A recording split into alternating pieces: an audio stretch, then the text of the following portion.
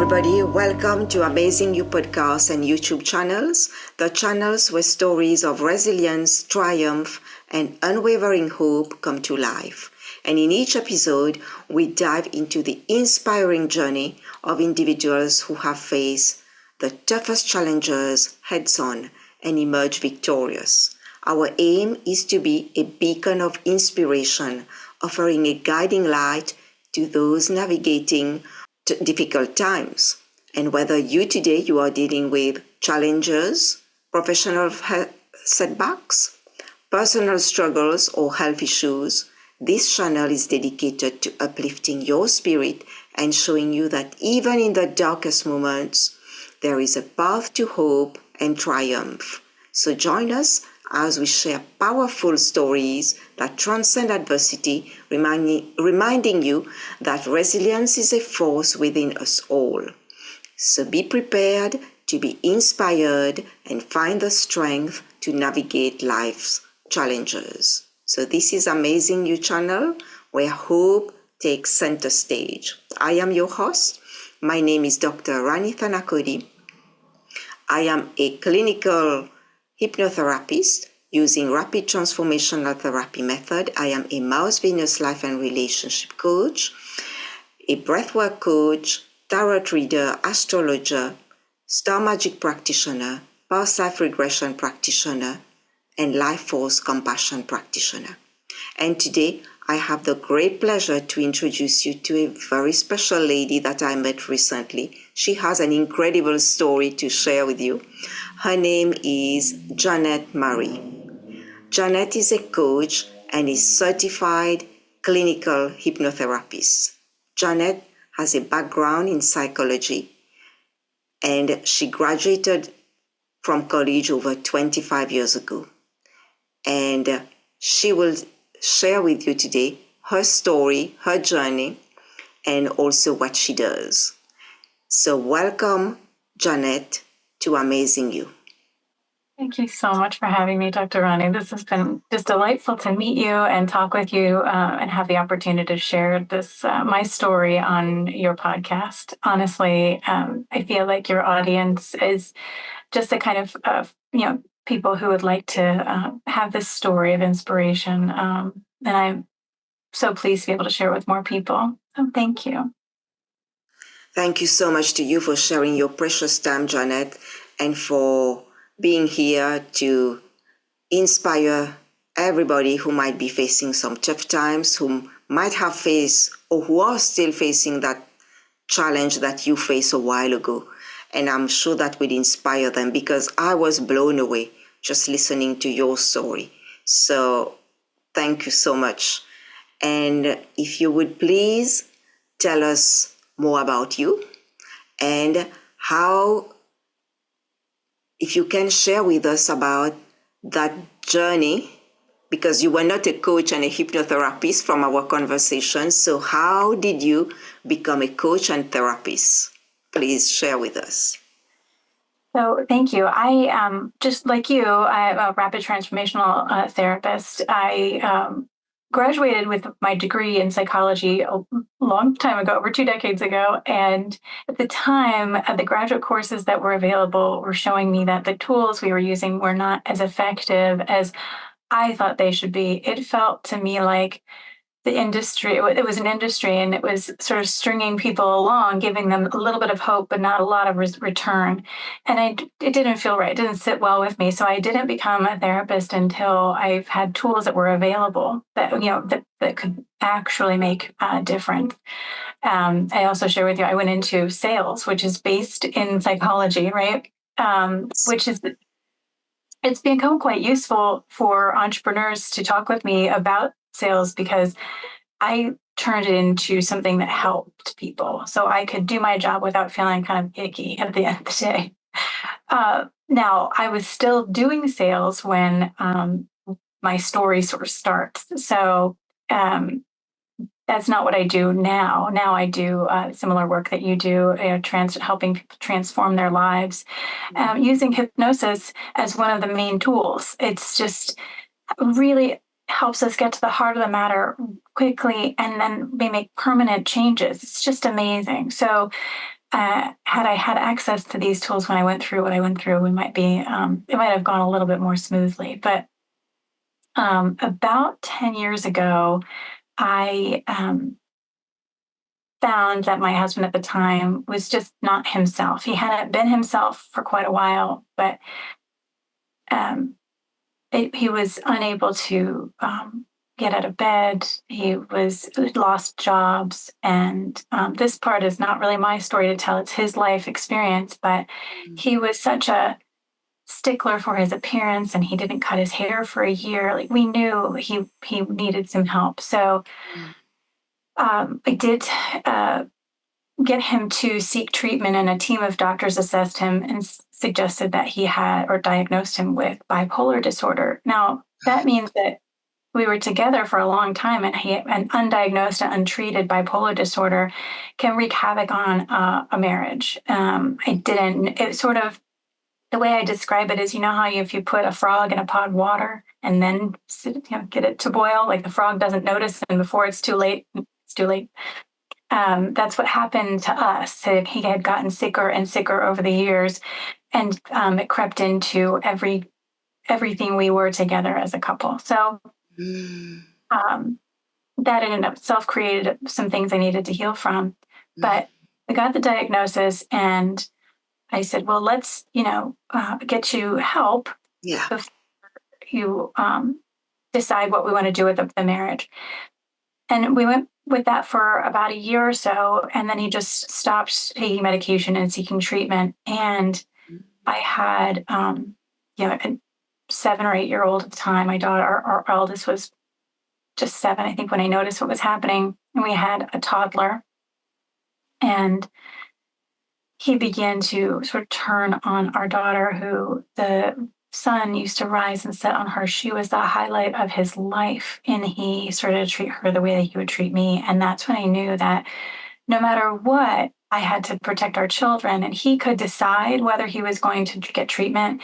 He could take, and he was the adult. So I had to let him make those choices, but I could no longer allow them to impact our family. So I did file for divorce. And how was he treating you? Because you said he turned on your daughter. So how was he treating you around that time? Was he abusive? And yeah, it was ugly. The way that I describe it is that he just did not like me as a person. Everything was my fault. In fact, he decided that he didn't need to take medication when I wasn't around because I was the reason that he acted the way that he did.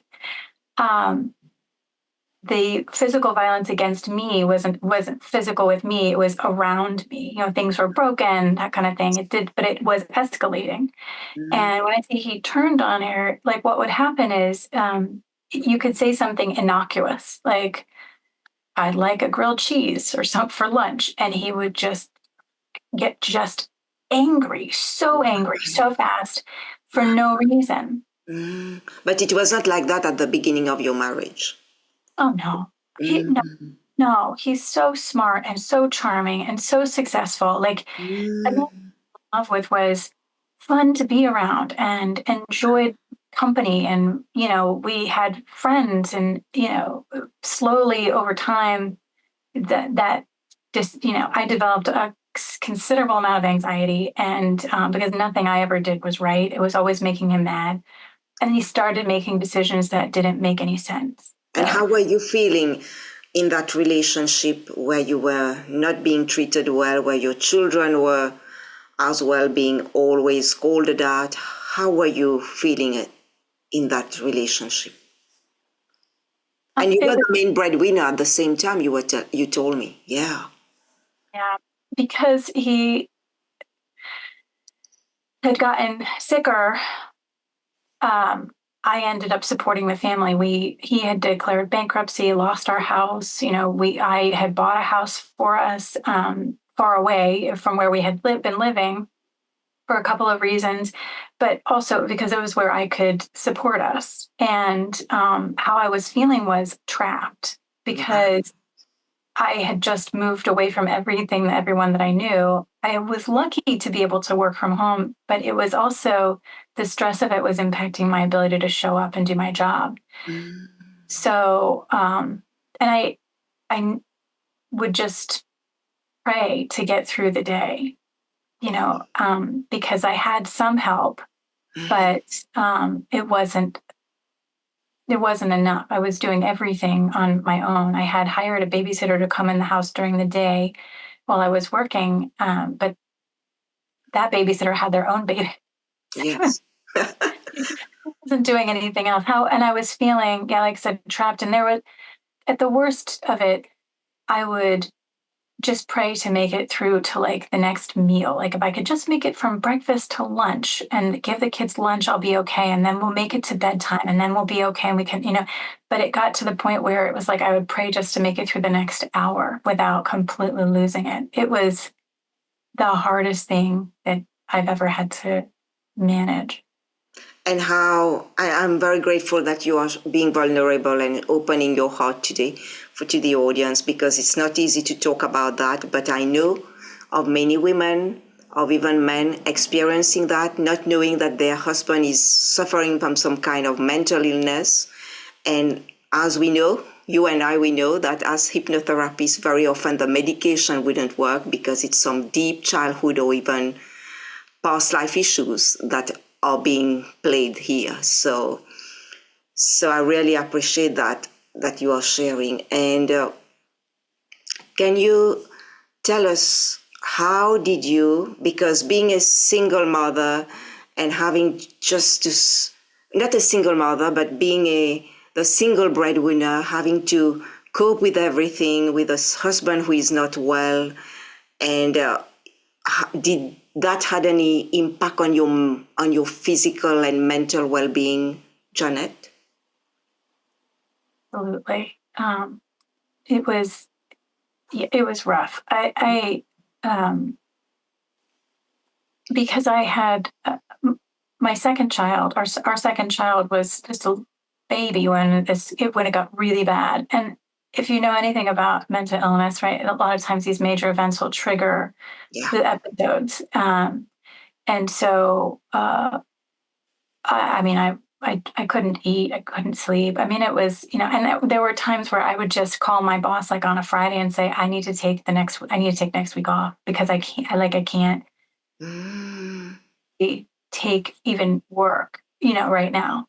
She didn't know exactly what was happening, but she could tell that there was something going on, because I wasn't myself. Yeah. And how long did you stay in that situation until you decided to take that step and to get out of it? Can you tell us, how did you get out of that situation?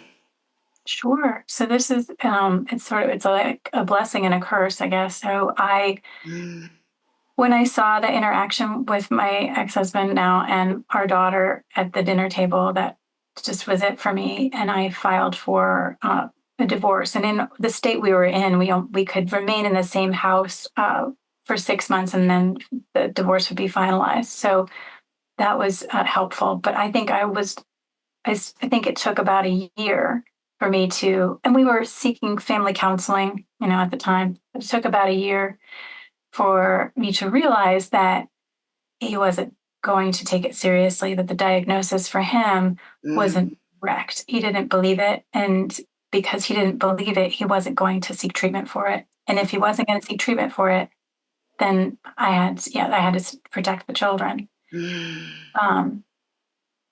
It's hard when I talk to people who are in these situations to explain what you have to do in order to get out safely. But laws are different everywhere. But but there were things I had to do but effectively what I call manipulate the disorder to make sure that he didn't hurt us, that he didn't go over the top. And because the most dangerous time is when you leave a domestic violence situation, right? Yes. But the reason that I got up the courage to leave was I was talking with my very best friend. I've known her since I was 12. We met in 7th grade science class. And she and I were chatting on the phone, and we rarely talk because she's very busy. I'm busy. And I happened to be on the phone, and I was telling her basically that I felt like I was failing at life. Mm. I was, I had taken some time off of work. My house is a mess. I felt like my marriage was falling apart. I was, and she said, "You're a badass." I was like, "Who are you talking about?" I was like, "That is not me. I suck at all of these things." And Yes. Yeah. she reframed it for me and she said, "Look at what you're doing." Like she listed it out. And all of a sudden, that spark of who I used to be back when I met him, before, I felt like we got sick together, right? Because it sort of pulls you down. Yes. Yeah. Yeah. Yeah. Yeah, that spark was there. And so, and that gave me the courage and the hope needed to uh, start the process of going through the divorce. Mm.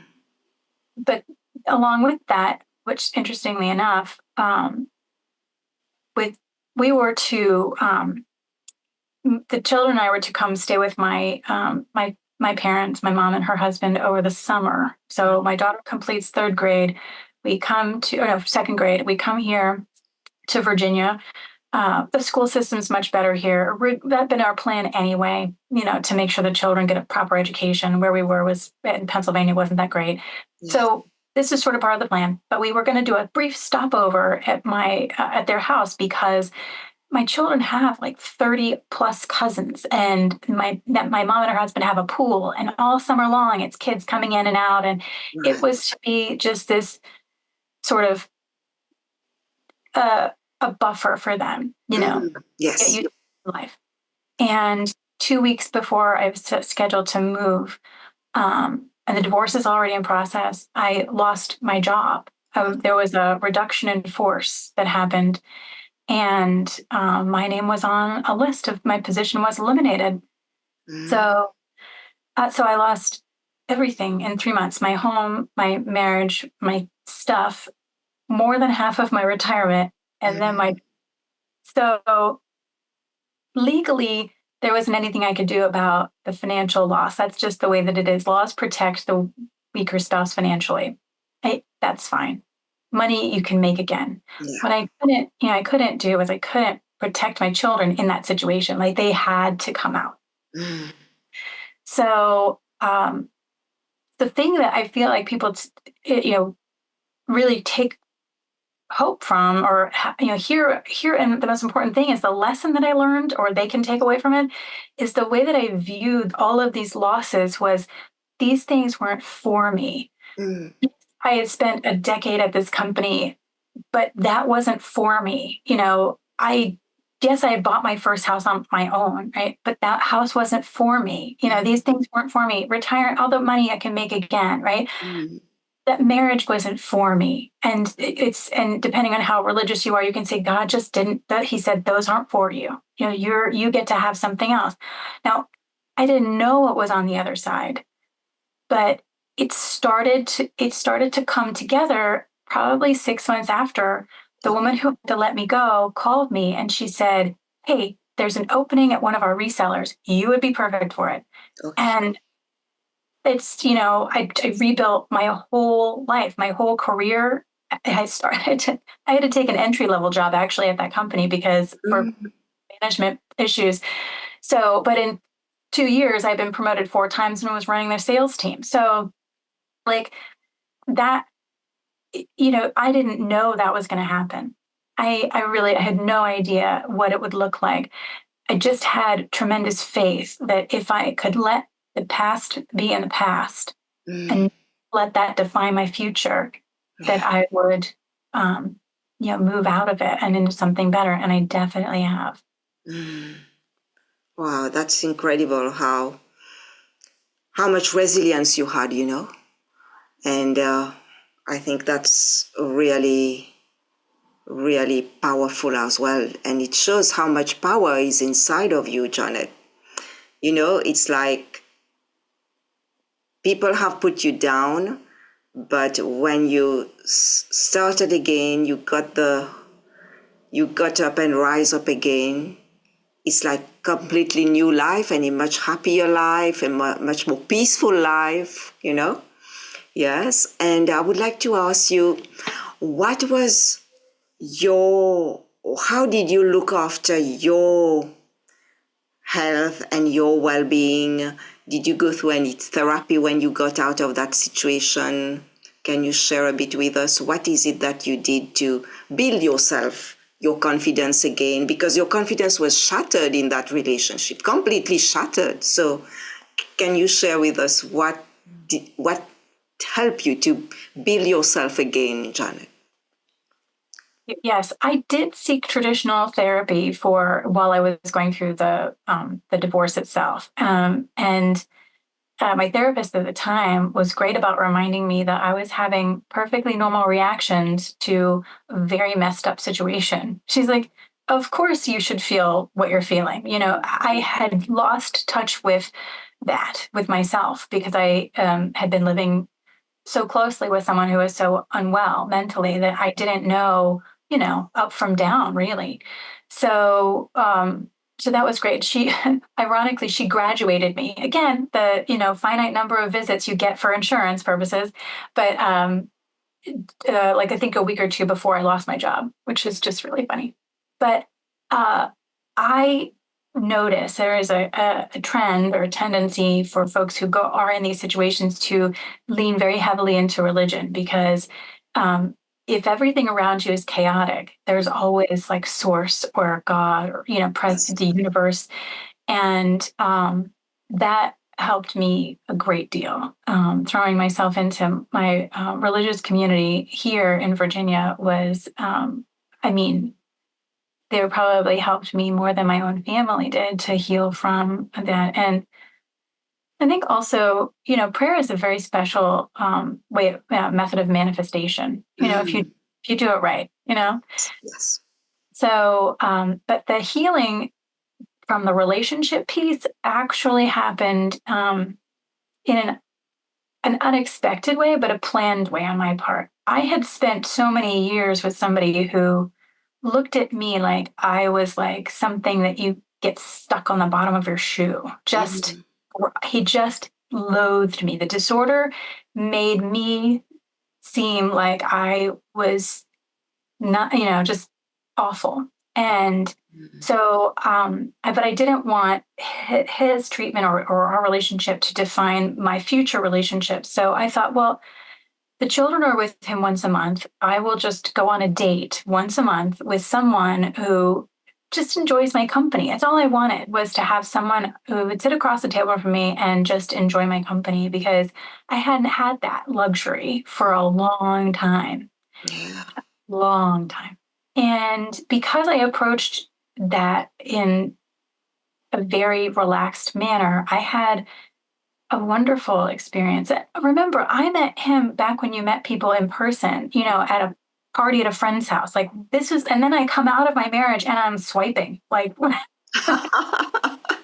I, I didn't know how to do it. I didn't know what dating would be like. And, but I definitely wasn't putting any pressure on myself or anyone else to be the one. Mm. Um, it was through that process that it just reinforced that although he had told me for years that I was terrible at relationships, that I'm really not. No. I was so lucky to have a tremendous relationship with my father when I was little Mm. that, you know, I do understand and you know, and have great relationships with men. My whole sales career was in a male dominated industry. And it just reminded me that none of this was about me. It's all about the disorder. Yeah. Then the other piece of advice that I give all for it's you know free advice and to feel free to take it is if you have someone in your life with a mental condition, it does no good to rationalize why they behave the way they do. People would come to me and they say, "Aren't you mad that this is happening? Why isn't he doing X, Y, Z?" And I said to my mother, I said, you can spend your life worrying about that, but I'm choosing to set that aside and know that it has nothing to do with me. Well, you can make me crazy doing it, but I'm not. It was great that you open up to that friend, Janet, because it's only when we it can be one person that we open up that give us a different perspective and that help us to move ahead and to take that journey of changing things. And I think I want the audience to know that they are not alone. They can always contact you as a therapist, contact me, contact any therapist that they know, can be on the website or anywhere, or talk to somebody that, a close friend, somebody who would understand that, because society can be very hard, and not very understanding when we go through difficult times and can point the finger at us. So I think it's very important to look at the person who would be best, or can be a stranger sometimes, who would really help you to see from a different perspective, because it's no good staying in that kind of relationship, because that is very, very damaging. Yeah. Thank you for sharing that. Thank you for being vulnerable, because I want people to know that those kind of mental health issues are not easily diagnosed at the beginning. They are not easy to see when you are in a relationship, but as the relationship grows, because we all have traumas, and if we don't heal them, they become bigger and bigger and bigger, and they become mental health issues. So I would like to tell people to have their eyes and their ears open. If they see something is not right, then they need to do something about it. No need to blame themselves, to feel guilty about it, because a relationship, it's not one person, it's a team working together, where there is love, respect, understanding, sharing, mutual respect, and that's very important. It's not a competition, like you bring more money. It's like both of us, what can we put in that pot together? So I think that's really, really powerful. And I would like to ask you, what did you learn about yourself, Jeanette, after you left that relationship? Now you look back, what is it you find out about you discovered about you? Oh, it's maybe cliche, but yeah, I feel like I'm, stronger than I realized. I'm more capable than I ever gave myself credit for. When I look back at my life and all the things that I've done and I've manifested, I feel like there was a period where I just kind of got stuck with, when he got sick and was getting sicker. And it's like I just took a temporary stop away from who I really am. And to your point about having someone to remind you of who you are, I've noticed also in other unhealthy relationships, people who know me outside of those relationships don't see any of those negative qualities, right? Like it's so sort of the common denominator of negativity is the person, right? And not anyone else in the world. Like you just kind of have to look at the law of averages. On average, right? I am a good human being. This toxic person sees me differently. Absolutely. It's just a projection. They are projecting their personal stuff, their trauma on you. Yes. Yeah. Yeah. And what would you like, Jeanette, to tell anybody today who is watching and listening, anyone who is facing some tough times? What advice or steps can you offer them to navigate and eventually overcome their adversity? There's so much information available online, right? And that is a tremendous resource. And at the same time, it takes a long time to see your own trauma, right? It was hard for me in the beginning to understand that help was available because I had been struggling on my own for so long. So if I could go back and tell myself something important, I would suggest seeking therapy sooner than later. not because I was broken, not because there's something wrong with me, but because it just accelerates the transition back into the life that, I wanted to lead and I do now. It's just, I would have liked to have given myself the gift of a few more or a few less years of struggle. Right? Yes, because I am really, really happy when I heard you talking to me last week, how you overcome that, and now how life is much easier, much happier, much safer, and now you can really thrive and enjoy life like never before. So that is so beautiful to hear, because I want everybody to know that it's through the dark times that you can then rise and see the light. So there is always hope. And you are the change. You are the one who transformed that. We are all the change maker in our life. And you took that step and you changed your life, but the life of your children and for the generation to come. And they are changing their environment too. So when we change, the world changes. Yeah. Absolutely. At the time we went through this process, my daughter had just turned 8, and I remember her looking at me and saying, "You ruined my life. Everything was fine before." And I made a promise that my father tried to make my mother make when they went through their divorce, which I promised I would never say anything bad about their dad to them. They are very aware of his disorder, so they can understand his actions. But to look back on these, 8 years, and now she's just turned 16, she is an amazing person. And she came out of this on the other side, just a tremendous young woman. And my son is absolutely thriving. I mean, he went through a lot and exhibited some, anxious behavior just from infancy because his home environment was stressful.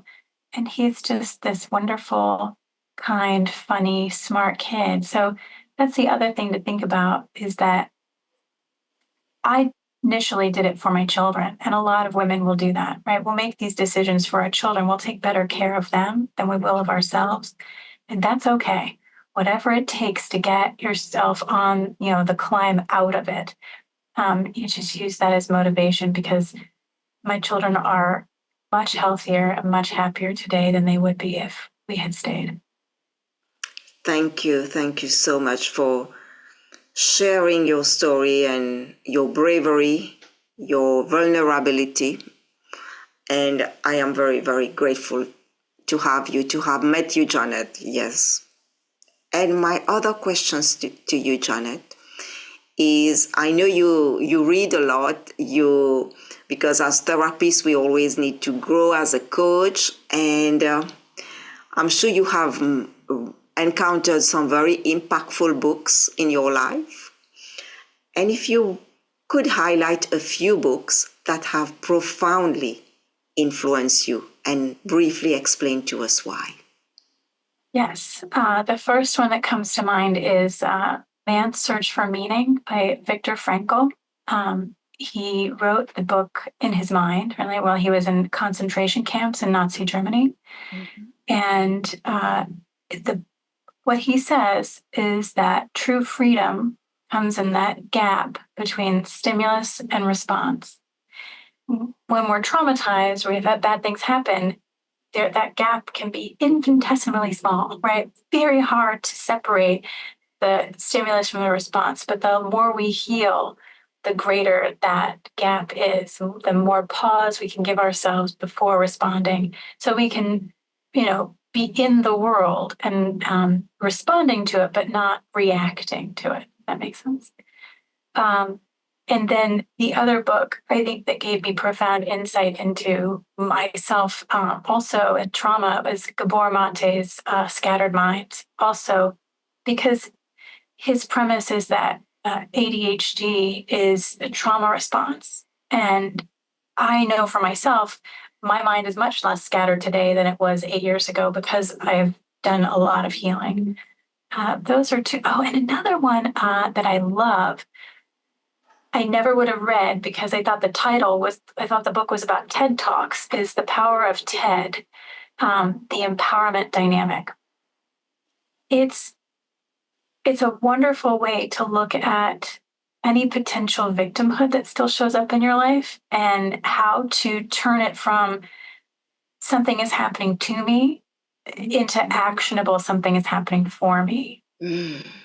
Um, there's a and what I'm reading right now is Positive Intelligence by Shirzad Shamit. It's again taking everything that I've known since I started meditating when I was, a teenager, and putting it into actionable steps and really being present so that you're not always in the past and you're not always in the future. You're really present right now. There you go, some books for you.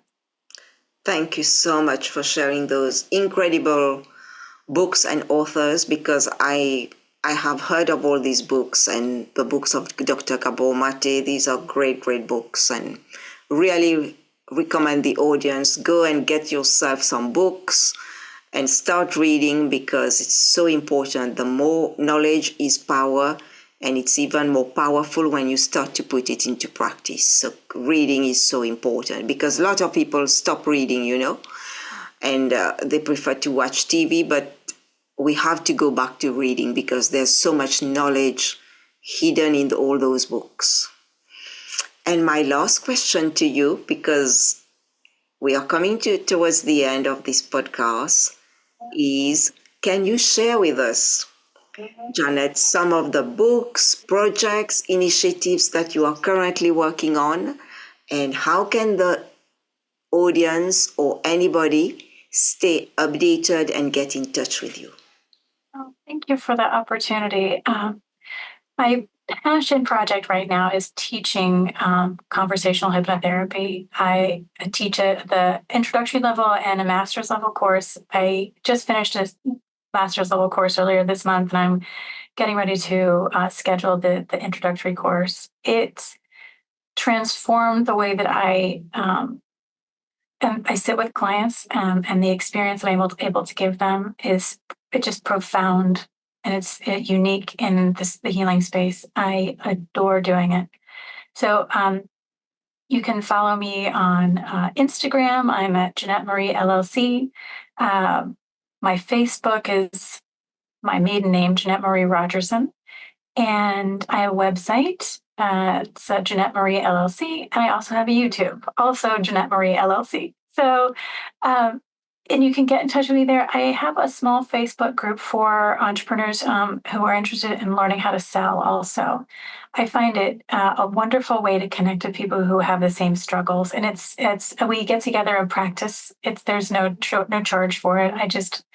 It's important to me to help others get their message out. And the only way to do that is to talk to people. So if you're interested in that, just send me a message anywhere on any channel. I'll point you to the Facebook group. So thank you, Jeanette, for sharing your links and telling us what you do.